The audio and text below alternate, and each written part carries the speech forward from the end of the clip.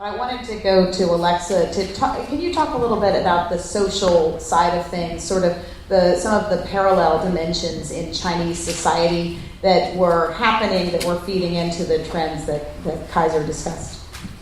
Right. So I'm going to echo some of the stuff that Kaiser was just talking about, but social. Who would have thought that the Hu Jintao era would be, in retrospect, the high water mark of free expression in China? But in retrospect, it was. There was so much going on that you could post online on social media sites in the beginning when Weibo first existed, and also when WeChat first came out. And that's changed so much in the last couple of years. And it's changed in that it's gotten much more strict, so that censorship of things, like a couple of years ago, there was a PX plant that was going to be built in Xiamen, and there was an outcry, and there was an online movement to publicize the potential or the alleged dangers of this PX plant, and that was something that the government seemed to allow to play out for a little while, to give people the voice and let them protest online. And in this day and age, that's not something that can snowball, that can really happen anymore. So the kind of civic duty can't really be played out online anymore.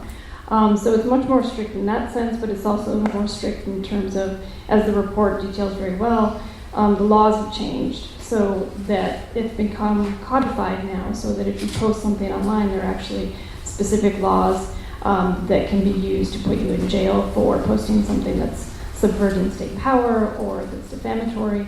And that wasn't there, of course, when social media first flowered in China. So that's changed. Another very disturbing trend or development is that geographically Chinese censorship is also changing, so that there was a case last year of a Taiwanese NGO activist, Li Mingzhe, who was posting in a QQ chat group about pro-Taiwan democracy. He was an activist, so he was communicating with Chinese in China from Taiwan. And he came to China via Macau, was arrested, and was imprisoned for 5 years in November 2017 for subverting state power.